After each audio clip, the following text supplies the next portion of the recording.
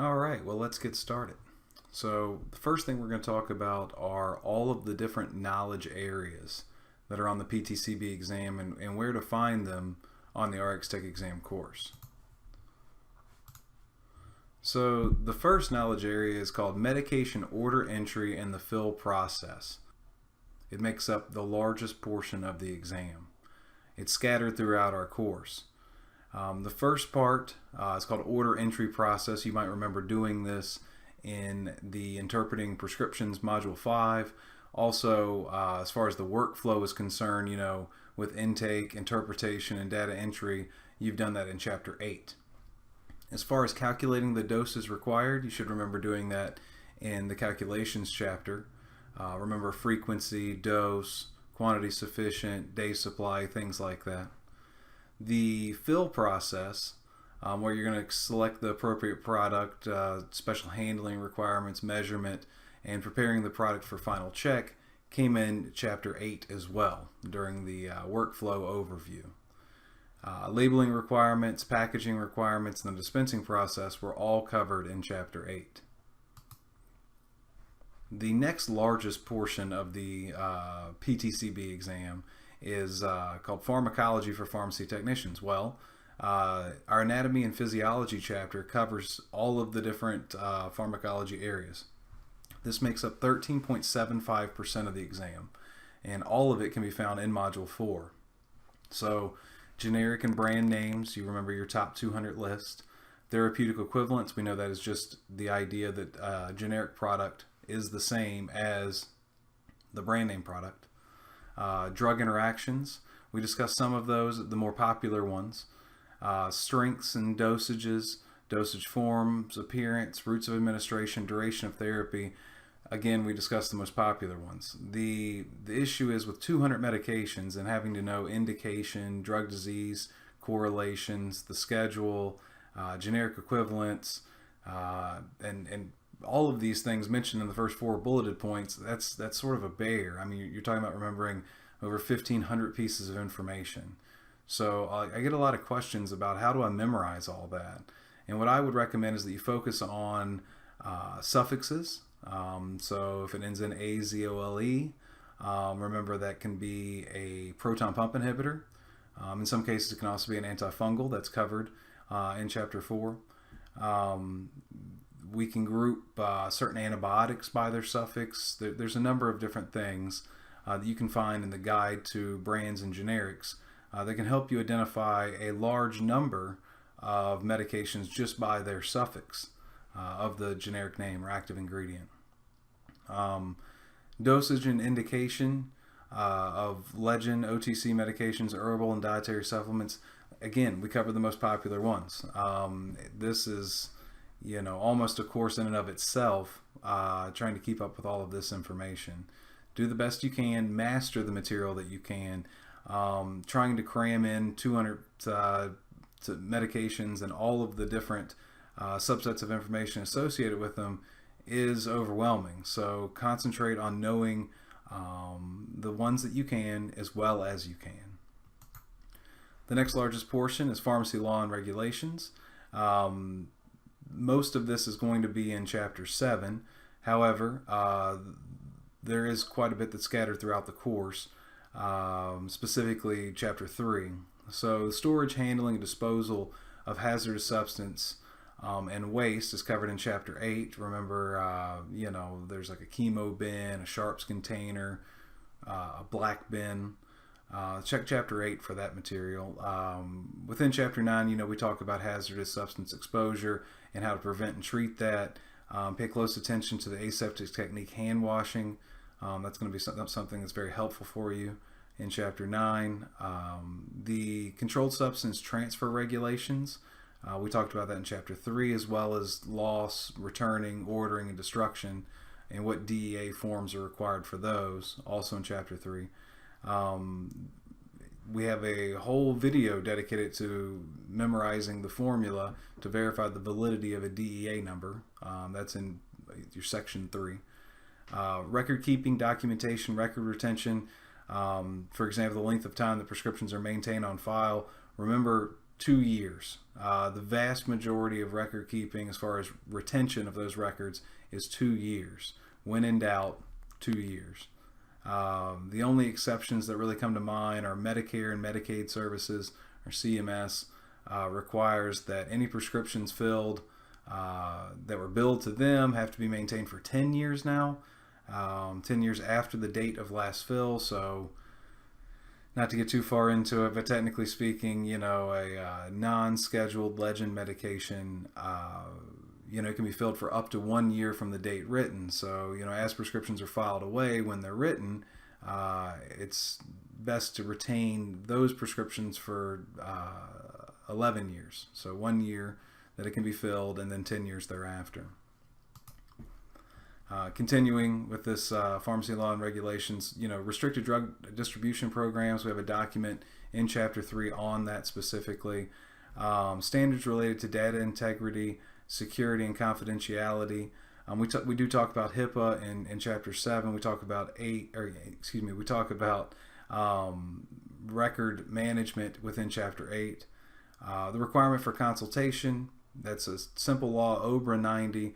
Remember, that's the Omnibus Budget Reconciliation Act of 1990 that requires an offer of consultation on every fill of every prescription. The recall classifications, you can find that in Introduction to Pharmacy, Chapter 2.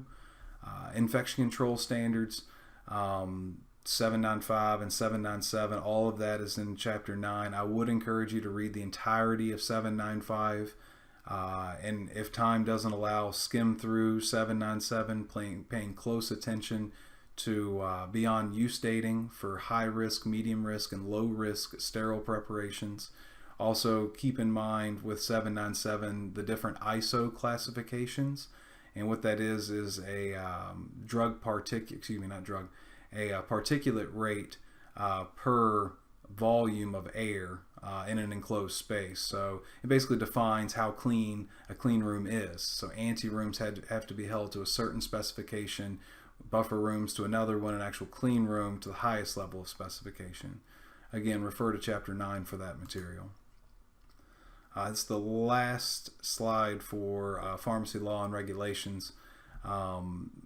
So record keeping for repackaged and recalled products is very similar to the logs that are made when you compound a product. So whenever you repackage something, it's required that you put a new expiration date or beyond use date on that product of 1 year.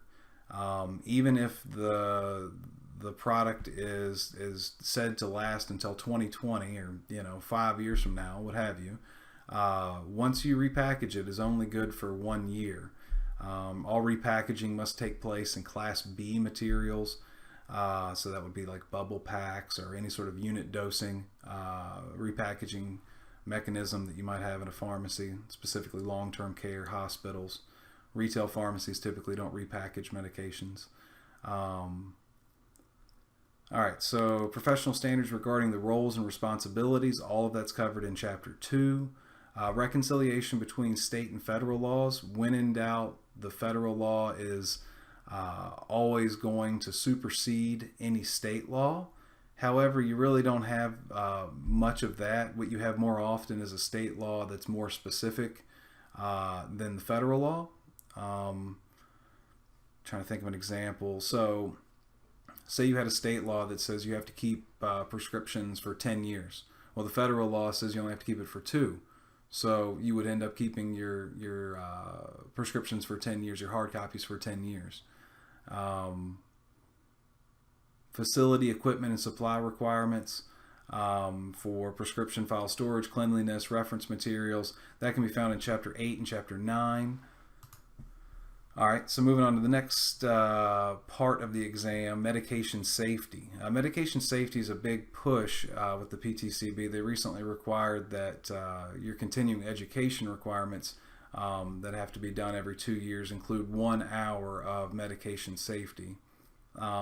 This is scattered throughout, primarily in Chapters 8 and 4. Error prevention strategies for data entry. Remember the rights of every patient.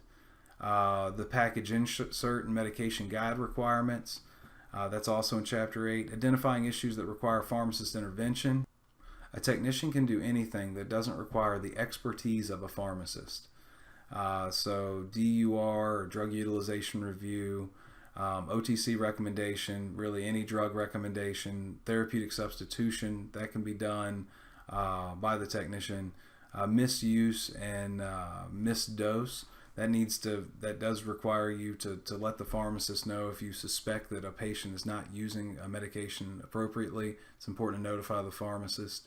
When in doubt, notify the pharmacist. You don't want to be a nervous Nelly, but at the same time, if you feel like something is fishy or out of the norm, notify the pharmacist. They'll want to know. Look-alike and sound-alike medications, as well as high alert and risky medications, so to speak. Those can be found in Chapter 4. We have a couple documents on each of them. So somebody emailed me ahead of this and they said, how am I supposed to study this huge document of look-alike and sound-alike medications? Well, you're not supposed to memorize it. It's just important for you to know that there is a difference between things like hydroxyzine and hydralazine.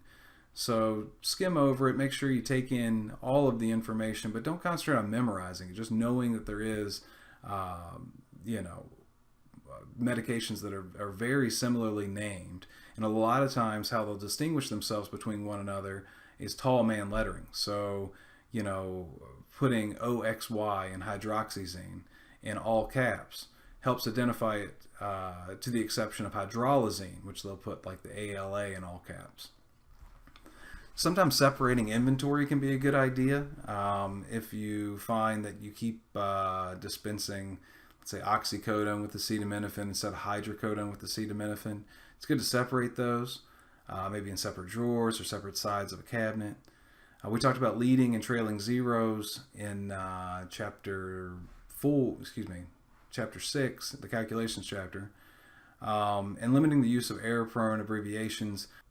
All of that is in the ISMP document that we have within Chapter 4.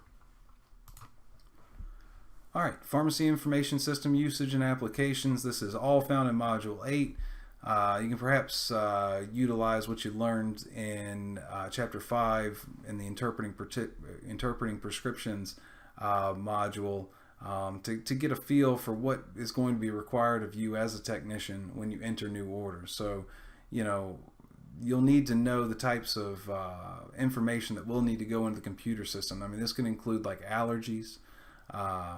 It's important to keep track of things that insurances are interested in, like frequency, day supply, quantity.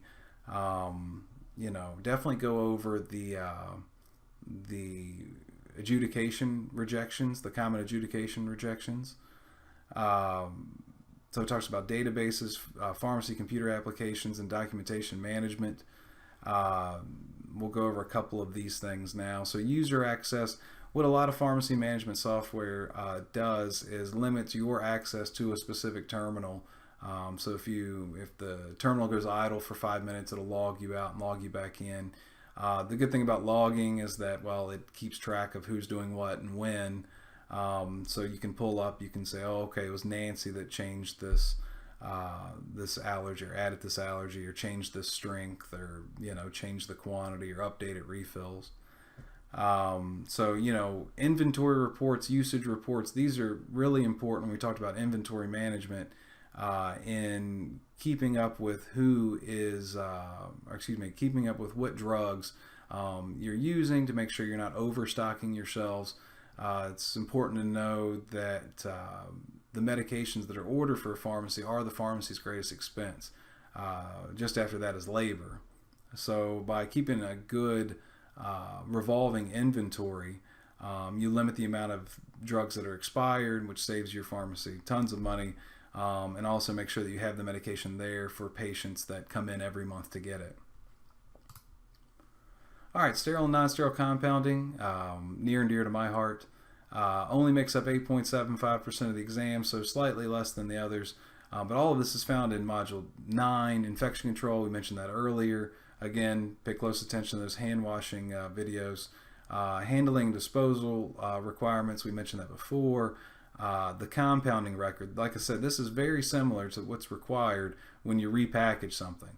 Basically, you need all the ingredients that go into it. You need the quantity of those ingredients. You need the lot number, the expiration date, the manufacturer. I think there's, yes, within Chapter 9, there is a like a sample compounding record slide there for you. So beyond use dating, as I mentioned, 797 has specific beyond use dating. I told you to make sure you read all of 795. There's specific beyond use dating based on if something is by mouth, if it contains water, if it's anhydrous. Signs of incompatibility, you're going to find that information within 797, USP 797. You know, if it's cloudy, if it's not fully within solution, you know, if you see particulates, things like that. pH can be a sign of incompatibility. Selection and use of equipment and supplies, that's all based on USP 795 and 797. Remember, 795 is your non-sterile compounding processes, and 797 is your sterile compounding processes. Pharmacy inventory management, we touched on this earlier. You know, remember NDC, the first 5 numbers are the manufacturer, second 4 numbers are the product code, the last 2 numbers are the package size. But remember, there's just codes. So, you know, if the package size code is 54, that doesn't mean there's 54 tablets. It's just a designation of how much is in that package, specific to that manufacturer. Lot numbers and expiration dates, super important when you're doing a recall. Formulary and approved or preferred product list, you'll find that within the pharmacy benefit management portion of your course, Chapter 10. As I mentioned before, inventory management is a crucial budgetary obligation of technicians, as it's the most expensive expense of every pharmacy. So maintaining par levels, what that means is, you say your pharmacy, you use like 250 amoxicillin 500 every month, and you want to shoot for a 30 to 45 day par level. So, you know, you might have somewhere between 250 and 375 amoxicillin on your shelf. So if you drop below a certain, what's known as par level or minimum, it'll automatically order more, or you are prompted to order more. You want to rotate stock, first in, first out, meaning say I get a product in and its expiration date is like 2 years after the one that I currently have. Well, I want to make sure to use up the one that I currently have to keep from losing medications to expirations. Storage requirements, you need to know the temperatures associated with refrigeration, freezing, removal. So unfortunately for pharmacies, you can't keep medication on the shelf forever. It's subject to recalls, occasionally returns, outdates, reverse distribution. So returns are a way for a pharmacy to send medication back to their wholesaler within a specific window. Typically it's, you know, within 6 months of receiving it, or you know, if it's got more than a year left on its expiration date, a pharmacy can return that product to their wholesaler, a lot of times getting like 100% of what they paid for it back. That's significant, because if they don't, it'll fall into like an out date, so it'll expire out, and then they'll have to go with the reverse distribution chain, reverse distributor as they're known, to send that medication back. Pharmacy billing and reimbursement. So this makes up a small portion of the exam, but it is contained within modules 8 and 10, mostly 10. The reimbursement policy and plans, HMOs, PPOs, CMS. We cover that in Chapter 2, but we'll get into it a little bit more in Chapter 10. Third-party resolution in Chapter 8 and Chapter 10. Remember, pay close attention to the adjudication rejection sheet. You'll find it in Chapter 8. It's like the most common third-party rejects. So keep in mind how reimbursement systems work with pharmacy benefit managers, medication assistant programs, coupons, and self-pay. That's covered in Chapter 2 and again in Chapter 10. Chapter 2 also covers healthcare reimbursement systems like home health, long-term care, home infusion. It's touched on again in Chapter 10. Coordination of benefits, I want to be totally clear on this. I think that we covered in Chapter 2, 8, and 10, but to be completely clear on it, coordination of benefits it's a situation where either a person has two separate insurances or they have one insurance and a manufacturer's coupon. So let's take that second example. So what will happen there is that you'll run it through their insurance. The insurance will return a copay. Let's say it's $20. Well, then the coupon will affect the payment on that medication. So if you run it through their primary insurance and it comes back with a copay of $20, and then you run it through that coupon, the coupon might pay all 20 of those dollars, resulting in a need for the patient to pay $0, which is nice. And a lot of times, brand name drugs, that's how they'll come out. They'll come out with a coupon card that will ultimately reduce the cost of the patient to $0. Pharmacy quality assurance. So this makes up the smallest portion of the exam, which is sort of ironic considering, the most important thing in pharmacy is accuracy, but be that as it may. So we talked about in chapter 8, accuracy scanners. If you don't have an accuracy scanner, you want to match the NDC number on the drug to the NDC number that you're dispensing within your pharmacy management system. It's important to understand that your system's only as good as what you put into it.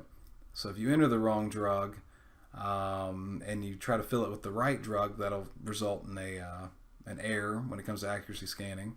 Or if you enter the right drug and try to fill it with the wrong drug again, that'll result in an error. So the accuracy scanners have really reduced the amount of errors in pharmacy, but can't prevent all of them.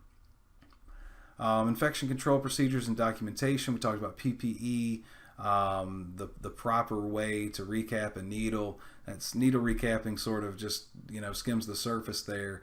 In chapter 9, you'll see some videos using aseptic technique related to, I think they're right next to the hand washing videos. So you'll want to go ahead and review those again.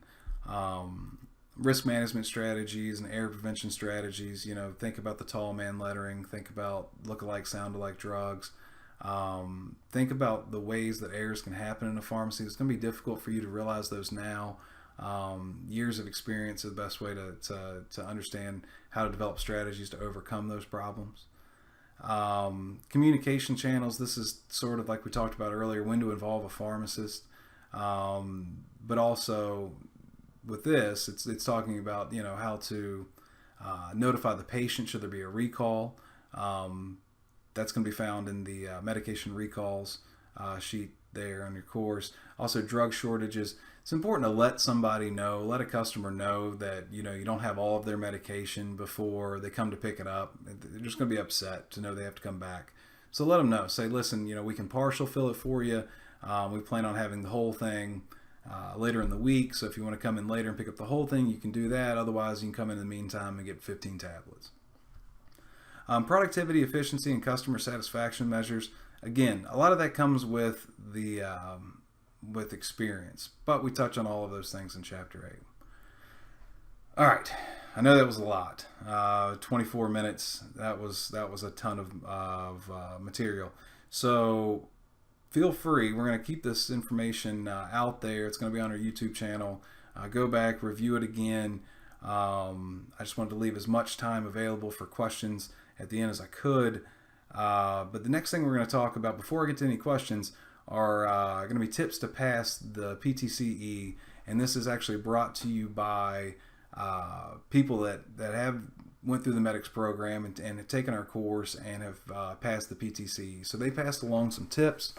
We're going to go through them now. So the first tip is to take notes on the PTCB practice exam solution review. So this solution review page, after you take the PTCB practice exam, it'll give you any questions that you might have got incorrect. Take notes on this page. Keep track of what you missed and go back on the course and figure out why you got it wrong. Take the practice exams on our course. I was looking through the people that have passed people that passed the PTCB exam and the people that haven't passed the PTCB exam. And what I found was the people that haven't passed tend to only take one or two of these exams. The people that pass, almost every one of them have taken all of those exams. The best thing about our practice exams are as soon as you click an answer, it's going to let you know if you got it right or wrong and why.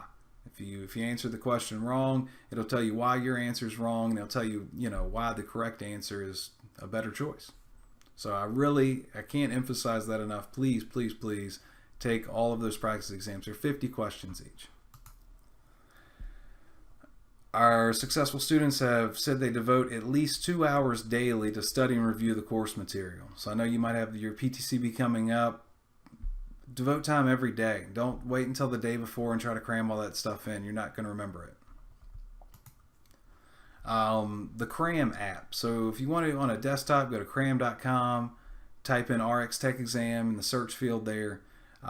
You'll find, I think, 4 or so flashcards related to our course. I think students have gone on and made flashcards since we started. So I definitely hope that you'll utilize that. The best thing about that is as part of our course, it's one of the few things you can view on your mobile phone. So I don't know if you're traveling somewhere, but it's a great resource. Their app on the phone is way better than the desktop version. So if you haven't already, download Cram at the Apple Store, on Google Play, and go through it. And again, search for our flashcard sets there, and study all the top 200 medications, the pharmaceutical conversions, like the mathematical conversions, and the SIG codes, and just go through it. They have some games on there that I feel like are engaging, so it's not bland. If you want, you can create your own flashcards.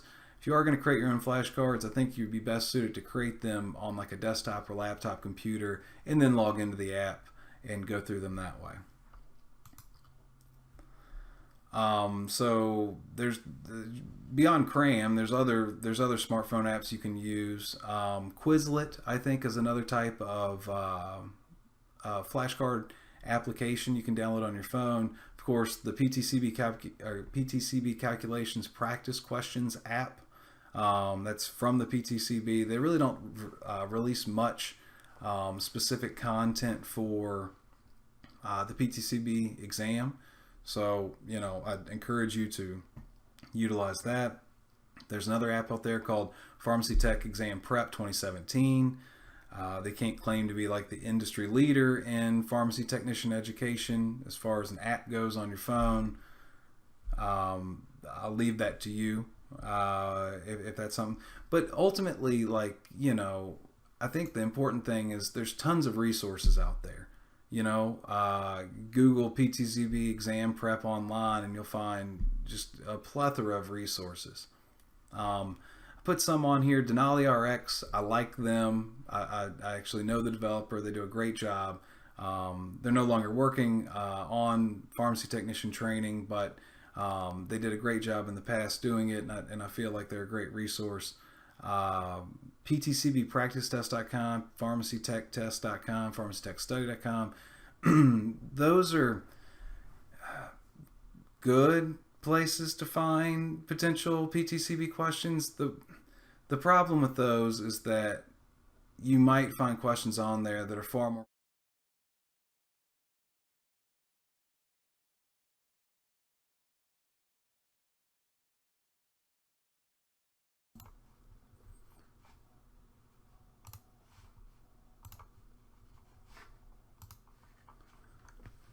All right, so let's go ahead and get into some of the things that you guys have been asking questions about. So the first thing we're going to talk about is percentage strength. Let's see, make sure that's right.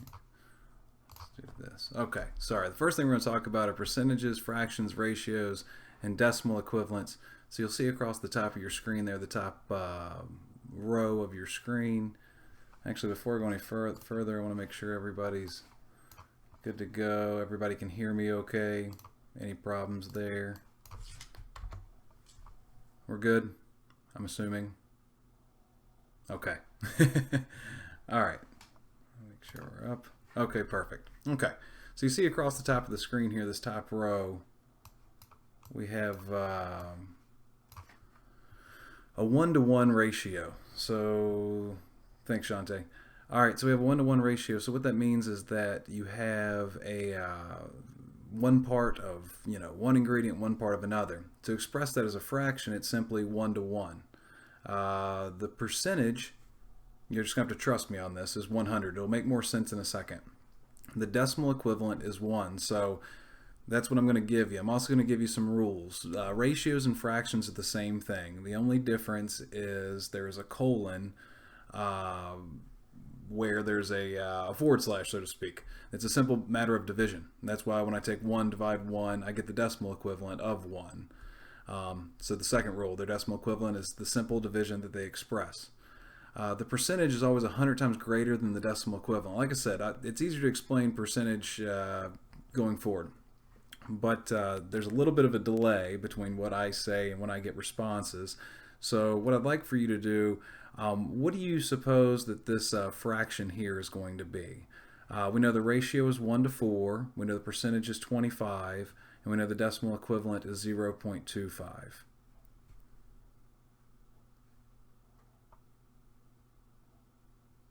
As I said, I think there's like a 10-second delay or something like that between this and the live presentation. If it's too long of a delay, I probably won't continue to do this. I'll just have you work with it. 1/4, very good. That's exactly right. Perfect. So 1/4. So like I said, the fraction is simply the ratio, but expressed as a fraction. As you can see here, 1 to 10 is 1/10. So this percentage right here, I'm going to assume that people are going to get this and the decimal equivalent. So the best thing to do at first is to find the decimal equivalent, and then we'll just multiply it by 100, right? So 1/10 or 1 over 10, the decimal equivalent is going to be 0.1. And the percentage then would be 100 times that. So 100 times 0.10 is 10%. Okay? This is important. Just kind of commit it to memory, and it'll help you in just a second. Okay. So if we have a fraction of 6/10, we know our ratio is 6 to 10. Very important though, ratios have to be written in simplest form. So 6 to 10, if we divide 6 by 2 and 10 by 2, we get 3 to 5. So 6 divided by 10 is 6/10, and our percentage will be 100 times that, so it would be 60% and 0.6. Okay? The next ratio we know is going to be 2 to 1, right? And then our decimal equivalent is going to be 2 divide 1, which is going to give us 2. And then our percentage is 100 times that, so 200%. Now I'm going to go over this in just a second. Lastly, we have 75% here. So our fraction, or actually let's do the decimal equivalent first, is going to be, our decimal equivalent of 75% is going to be 0.75. And then our fraction is going to be 3/4. Why is it 3/4? Well, if we have 0.75, we know that's really 75 hundredths. Okay? If you divide 75 by 25 and then 100 by 25, basically reducing the fraction, you're going to get 3/4. Then you can come up with the ratio that way. Okay, so you don't have to understand completely the ins and outs of this, but what I'm trying to communicate to you is that ratios are simply a fraction. That's all it is. So if you have 2 parts one compound and 1 part another, that means you have the decimal equivalent 2 times more of one compound than the other. It gets a little bit trickier when you talk about 3 to 4 relationship. Honestly, it's sort of a reckless way of expressing a relationship between 2 things. To say you have 3 parts of one and 4 parts another, it's difficult to kind of keep it in your mind. But to perform the mathematical operation to find that, all we're really doing is taking our decimal equivalent. Like I said, this sort of stuff, you probably won't find this on the PTCB exam, but this is sort of the background as to how percentages and ratios sort of work together. Jessica asked a question, will there be a calculator provided at the test center? Yes. You can't bring your own calculator. So if you currently have one that you've programmed formulas into to make it easier for you, you can't use that. They give you like a 4-function calculator. So other than add, subtract, multiply, and divide, all you have is the numbers and a decimal point. Good question. All right, so let's talk about the first one. The first thing we're going to talk about is concentrations, and I believe we're going to do a couple of these. let's see, 1 second. Okay. That'll sort of, oh, all right. All right, so the first problem we're going to solve is if we have 100 milligrams, you're welcome, Jessica, if we have 100 milligrams of cephalexin TID times 7. So that means 100 milligrams of cephalexin 3 times a day for 7 days. So in stock we have 250 milligram by 5 ml cephalexin. So you've probably taken one of these reconstituted antibiotics when you were a child. The idea is that children take suspensions better than they're going to take a tablet or a capsule, and we can dose suspensions really well. So liquid dosage forms are very very easy to give fractional dosing. So anyway, I'm kind of getting ahead of myself, I guess. How many milliliters of cephalexin will be used for each dose? So we need 100 milligrams of cephalexin, but I don't have 50 milligram tablets or anything like that. All that I have in stock is a suspension that suspends 250 milligrams in every 5 mLs. So my first question is, how many of those mLs am I going to need to give this dose? So in order to calculate dose, just like you'll do over and over and over and over in this course, and hopefully after you become a pharmacy technician, you'll set up this proportion. So what you'll do is you'll take what you have and you'll put it on the left. So we know we have 250 milligrams for every 5 mLs. Then you're going to carry over your units and you're going to put the 100 milligrams on top. The key to setting up proportions, and I can't stress this enough, is that if you have milligrams right here, you need milligrams over here. If you have milliliters right here, you need milliliters down here. Okay? You have to set it up that way. This is a method of solving equations. It's a proportion. You're setting two fractions equal to one another, right? So it's a great method, and you can use it for almost everything. But there's another method out there that I don't teach on the course, because I think if you try to teach both methods, honestly, it's just going to confuse you. It's called dimensional analysis, and like I said, I don't want you to do this. But dimensional analysis actually flips it. And I'm not going to even get into it, but if you're looking at resources on the web to help you study, I think that it's important that you steer clear if they talk about we're going to use dimensional analysis. It's going to confuse the heck out of you. All right, so anyway, let's go ahead and set this up. So we have 250 milligrams equal to 100 milligrams over what we're after. How many mLs of cephalexin will be used for each dose? That's what this XML is right here. Okay, so the best thing about these proportions, you solve them the same way every time. You always cross multiply and then you divide. So you multiply, the only two numbers you can multiply are going across from one another. So 100 times 5 gives you 500. Divide it by 250 milligrams, and it's going to give you 2 mLs. So you know that how many mLs of cephalexin will be used for each dose? 2. Okay? So 2 mLs of this concentration gives you 100 milligrams. I always like to make sure things make sense. Once you get an answer, look and see if it makes sense. Does it make sense that if there's 250 milligrams in every 5 mLs, does it make sense that about half of that would be 100 milligrams? I think so. So, 2 is about half of 5, and 100 milligrams is approximately half of 250. So that's a good way to kind of go back and check yourself. Does your answer make sense? In this case, it does, and it's mathematically correct. All right, so quantity sufficient, that's the next question. How many milliliters of cephalexin will be needed for this prescription? How many milliliters will be needed for the whole prescription? So we know they're taking 100 milligrams 3 times a day for 7 days. So we're going to take that 2 mLs times 3, which frequency we know is how many times in one day somebody would take something, times the day supply, which is 7.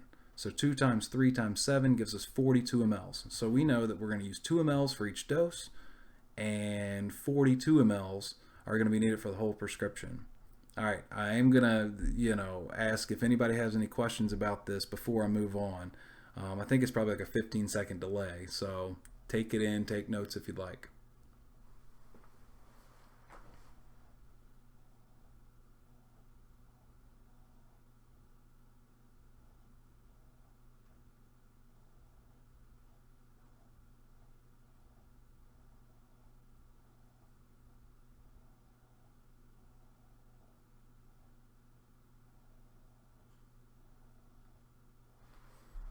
I see. So I guess what's going on with Jeanette right now is that she rewound to the beginning after we had started, so she's a little bit behind us. No sweat, Jeanette. It's not a big deal. You can continue at that pace. That's perfectly fine. Tia Amerson says, "Should we only cross multiply once?" That's right. So when we set this up, we had 250 milligrams over 5 mLs equals 100 milligrams over X mLs. So when I say cross multiply, that's right, Tia. That's exactly right. So when you cross multiply, you have to cross multiply the only numbers you have. So here I'm going this direction. It's important to note that this X could be up here, down here, over here. It doesn't matter. You cross multiply the only way that you can. Okay? Okay, thanks, Martin. I appreciate that. I like you, Martin. Nothing but positivity out of you. All right, so let's go on to the next one. All right, so the second prescription is 200 milligrams of amoxicillin twice a day for 10 days. So with the X, we always divide. Yes, so you cross multiply. Sorry, Tia. So you cross multiply the two numbers you have, and then you divide whatever is left. So you're given three numbers. You're solving for X. You cross multiply the two that are across from one another, and you divide whatever's left. Absolutely. All right. So I'm gonna go ahead and move on. The second example here is 200 milligrams of amoxicillin twice a day for 10 days. So in stock, this time we have 400 milligrams over 5 mLs of amoxicillin. Okay?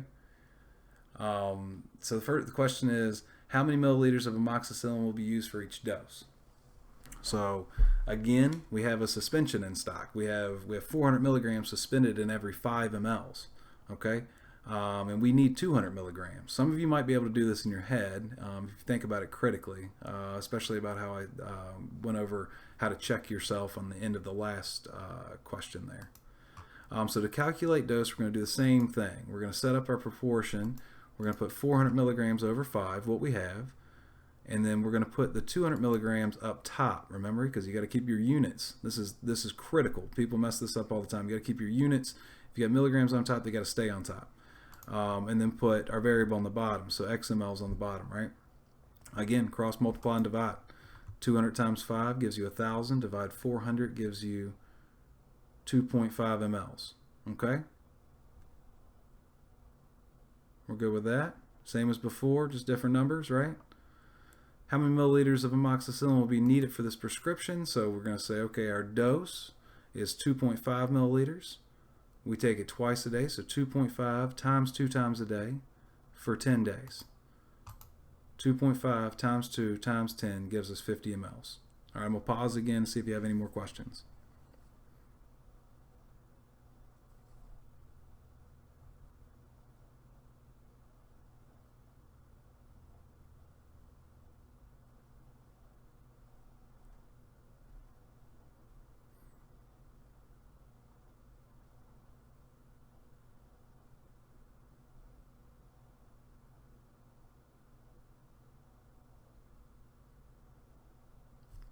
Okay, I think that we're good to move on. Here we go. Great, I'm glad everybody got it. Good job, Tia. All right, so how many grams of sodium chloride would be contained in 1 liter of normal saline? If you don't know it yet, if you haven't gotten to chapter 9 yet, you won't know, but normal saline is 0.9% sodium chloride. So a lot of people have questions about percentage strength, and this is why I went over those ratios and percentages and decimal equivalents at the beginning to kind of give you some idea of really what it means. So how many grams sodium chloride would be contained in 1 liter of normal saline? So one thing you have to know about this, about setting up any sort of percentage strength problem, is that it is always set up this way every single time. Solute over solvent equals percentage over 100. What is solute? What is solvent? Solute is the active ingredient. Solvent is everything else. So, if I was making Kool-Aid, right? Kool-Aid, the powder would be my solute. The water I put it in would be solvent. All right, so it's always set up this way. Solute over solvent, or active ingredient over everything else, is equal to percentage over 100. So all of these questions revolve around How much solute are we going to need? How much solvent are we going to need? What is the prescription? Or excuse me, what is the percentage, right? So it's a simple matter of setting things up like I did before with the cross multiplication and division, and then solving for what you don't have, okay? Now, the only other thing I want you to know is that solute and solvent can only be expressed in 3 ways when you use this equation. Okay, when you set this proportion up, solute has to be in either grams or milliliters, and solvent has to be in either grams or milliliters. So some things you might find: weight and volume, like the Kool-Aid example, right? Grams of Kool-Aid and milliliters of water. I'm going to skip to 3 first. Volume and volume. So if you have 2 solutions that you're mixing together, right? One of them might have an active ingredient. One of them might be, sort of like a base.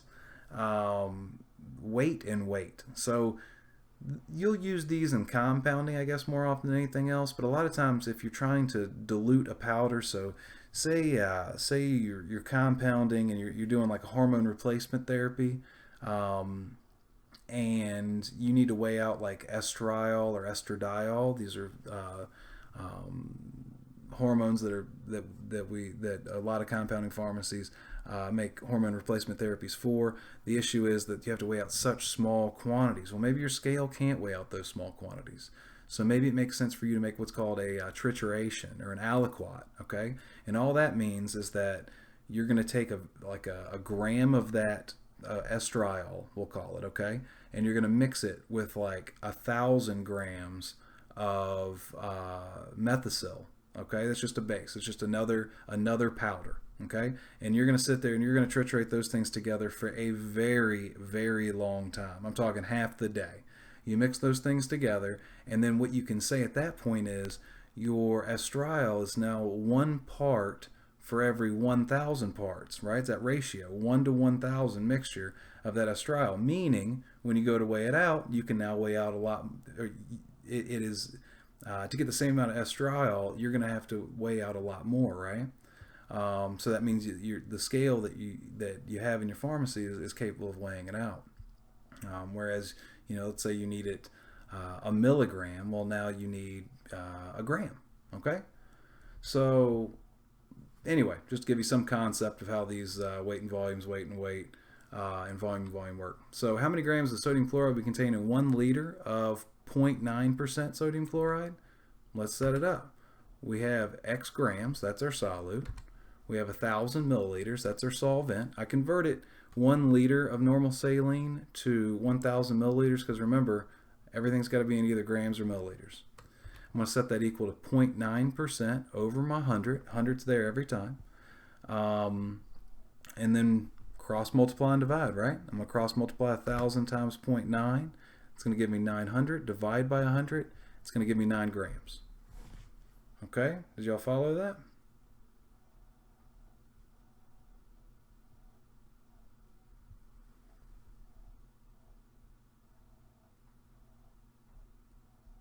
It's so awkward, the silence. I'm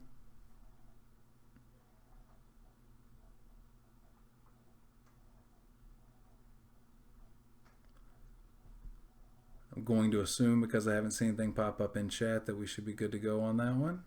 Yes, had a lot of questions about this. I want to make sure everybody understands it. Tia's got it. All right, well, I'm going to move on. Okay, great, Shantae.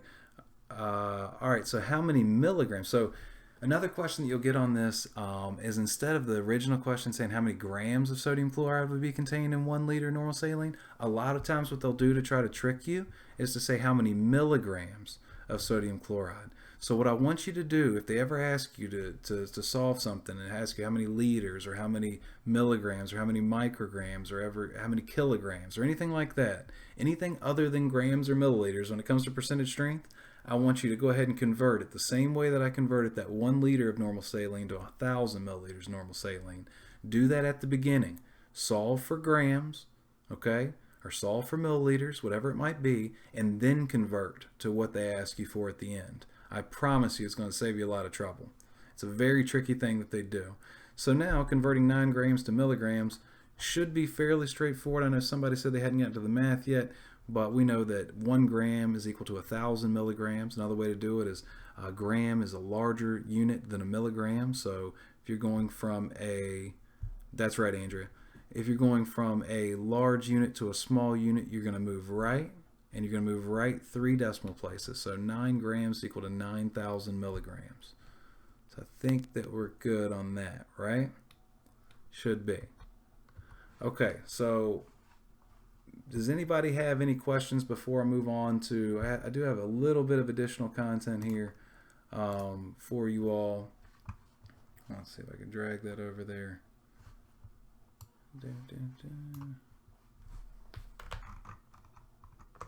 Ooh, got a little large there. Okay, so some people struggle with the math when it comes to this. When it comes to this course, or when it comes to like anybody studying for the PTCB exam, it seems like people struggle with math. Well, there's some math that anybody can get, no matter how much you hate it. And this is it right here: dose frequency, daily dose, day supply, quantity sufficient. So this is critical. There is no, like, if you don't, I'm glad to you, if you don't know how to do an allegation, you might go your entire pharmacy career without ever having to do an allegation, right? If you don't know how to do a percentage strength like we were just doing, and you work at like a CVS or a Walgreens, or in a pharmacy benefit management center, something like that, you very well might not ever use that. But this right here, everybody uses. Every technician uses this every single day. So if you've given up hope on math, you need to spend the rest of your time looking at this instead of trying to struggle with something that you're not going to get. Make sure you understand this backwards and forwards, right? So I think that it's best that you try to understand these terms conceptually, and then try to understand the math behind them. So a dose is how much is taken at one time. That might be a tablet, it might be a capsule, it might be 5 milliliters, it might be, a gram dissolved in water. It could be any real unit, but it's how much at one time, okay?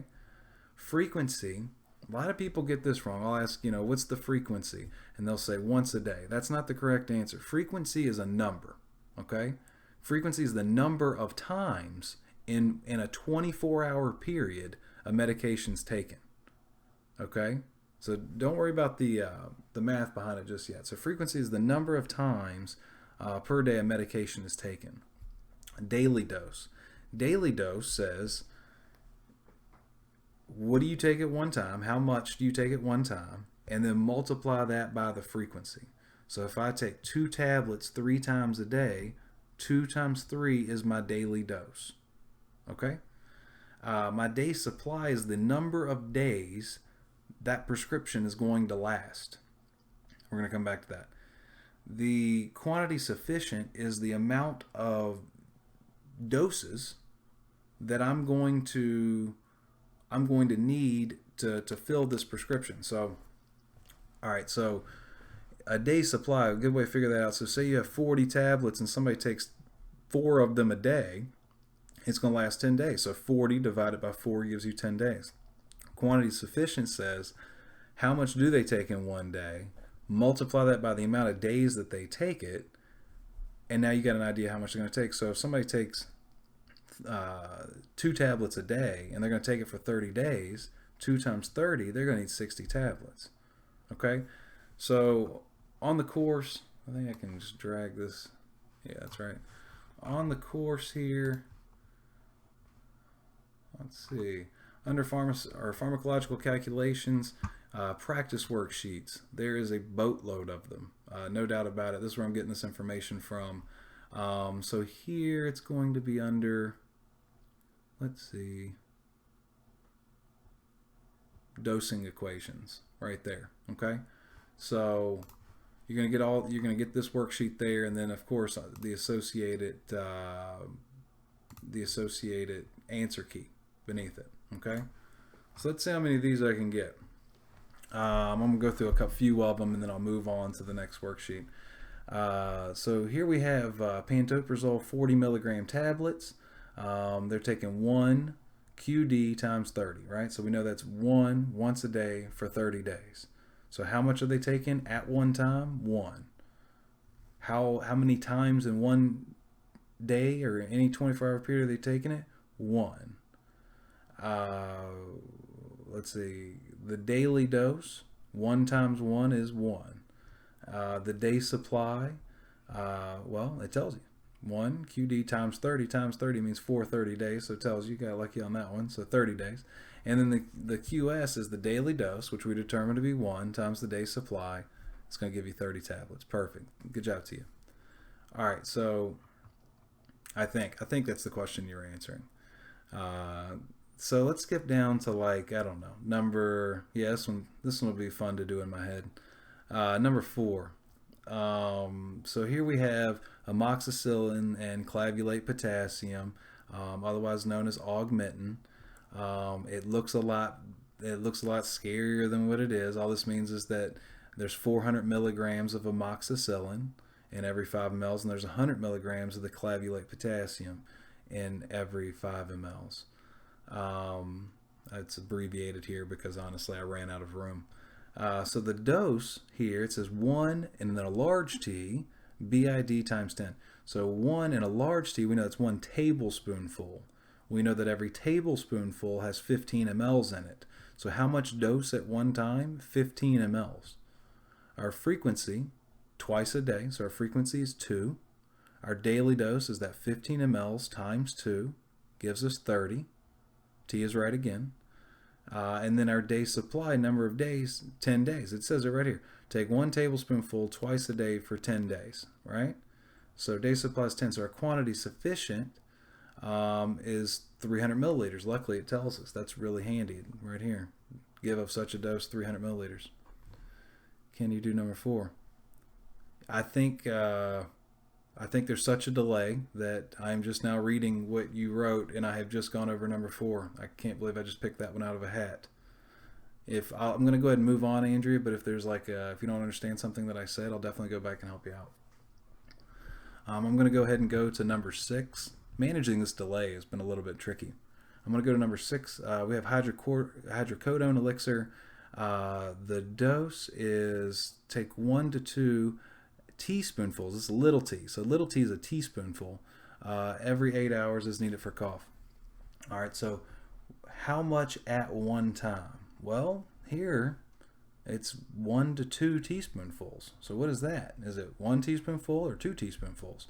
Well, whenever you do any of these calculations, you're always going to assume that the patient is taking the maximum dose, because you want to be able to give them enough for them to take the maximum dose. It's an option that they have that dose, so you want to calculate everything based on the maximum dose. So we have 2T, so great, good job, Andrea. So we have 2T, that's 2 times whatever a teaspoonful is, that's 5 mLs, right? So 2 times 5 mLs is 10 mLs, that's our dose. Our frequency, every 8 hours, our frequency would be 24 divided by 8. So our frequency is 3. Let's think about that for a second. Every 8 hours, if it was every 12 hours, our frequency would be 2. If it's every 8 hours, our frequency is 3. If it's every 6 hours, our frequency is 4. If it's every 4 hours, our frequency is 6. Every 2 hours, our frequency is 12. And all that I'm doing there is taking the increments, the amount of hours, and taking 24 and dividing by the number of hours, right? So our frequency is 3. Our daily dose is going to be that 10 mLs times 3, 30 mLs. Our day supply, we don't have, but we do have a quantity sufficient of 240 milliliters, right? Yes, the dose is 10 mLs. I don't know if I misspoke. I'm sorry. Or there could just be a delay. I could be getting to that in just a second. Sorry, Jessica. So 8 fluid ounces. We know there's 30 mLs in every fluid ounce. So 30 times 8 is 240 mLs. So we know our quantity is 240 mLs. And our daily dose is 30 mLs, right? So 240 divided 30 is 8. Okay? So our day supply is going to be 8 days. It's going to last for 8 days. Anyways, there's lots of these questions on here. Don't forget you have 2 nostrils when you're doing number 12. It's an easy thing to forget. You know, always use the largest dose that they can take based on the directions. So if it's every 4 to 6 hours, then you're going to use every 4 hours, right? Because every 4 hours is more often than every 6 hours. It's a smaller number, but it's more often, just how it works out. On these where you're talking about like OU, remember that's both eyes, whereas here that's just the right ear, so that's 1 ear and that's 2 eyes. So when you think about dose, 2 drops, but both eyes. So that needs to be what's considered when you think about dose, okay? So that would actually be 4 drops is the dose. It's a little bit tricky. The rest of it's really straightforward. You know, if you have any questions, shoot me an email. I'm happy to help. Let's see. I think there was one other worksheet. Sorry about that. I gotta find it. There we go. Flow rates. Judging by the emails, y'all really hate flow rates. It's not so bad. It's just kind of tricky. I don't think people have a problem with infusion time and infusion volume so much as they do like milliliters per minute.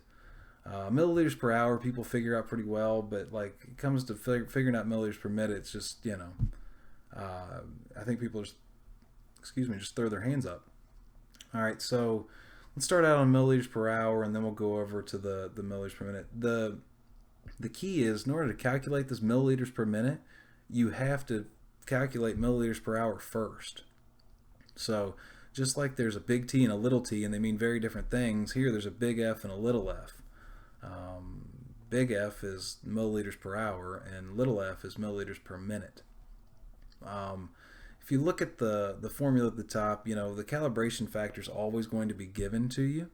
So the calibration factor, it'll say, it'll always be given to you if you are trying to find milliliters per minute. So keep that in mind, that's helpful. So then all you're really doing is taking your milliliters per hour and dividing it by 60. And then multiplying by what's given to you. Okay? So, let's see here. On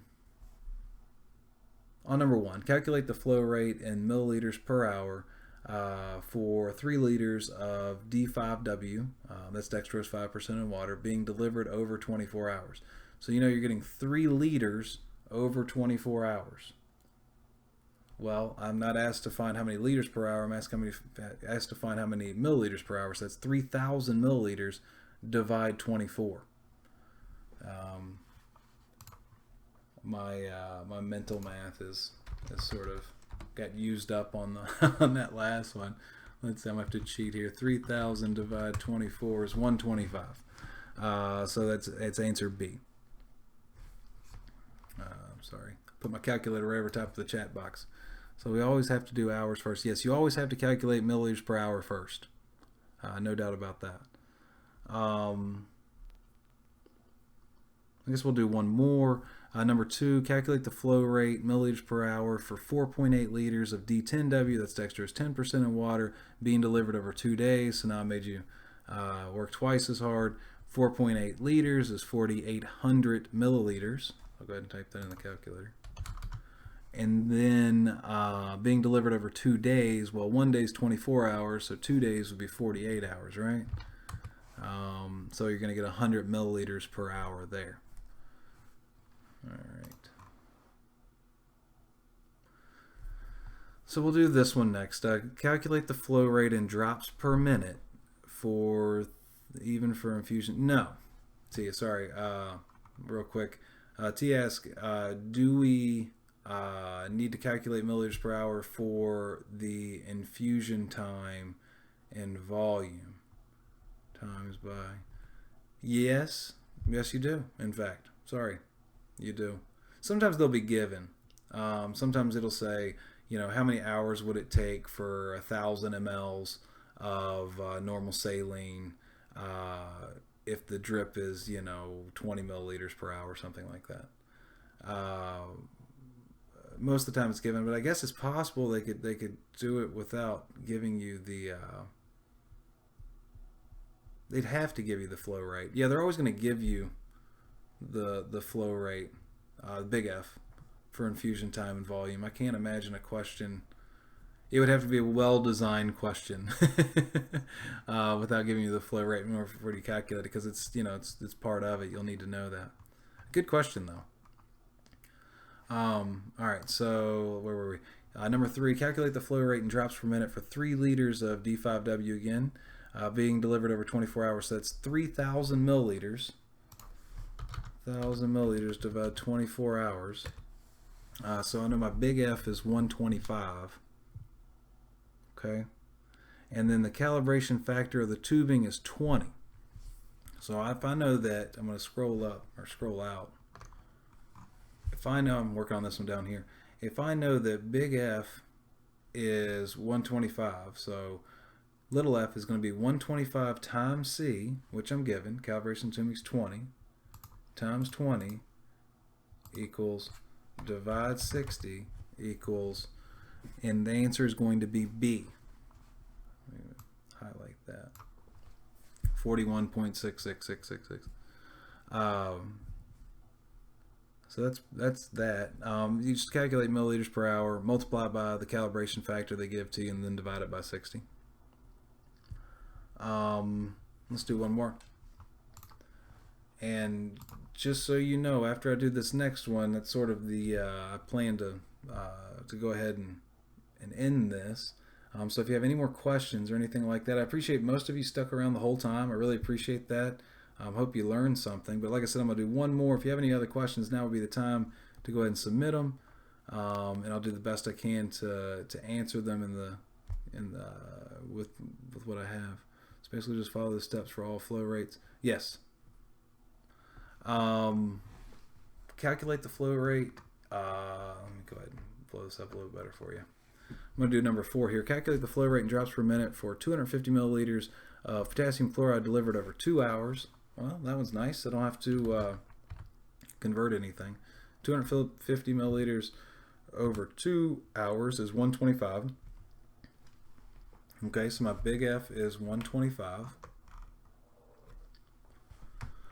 So then I'm going to take that, multiply it by the calibration of the tubing, which is 30, and divide that by 60, which gives me answer C, 62.5.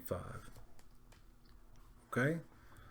I think that I got to most everyone's question, at least those that submitted things ahead of time. If you have any further questions, reach out to me on the course page. Let me pull that up.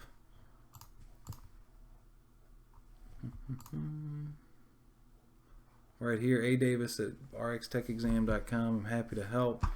I'll go ahead and enter it in the chat for you. I think I appreciate everybody coming over. Sorry, I had a little bit of an issue with the event. I'm glad you all found me over here.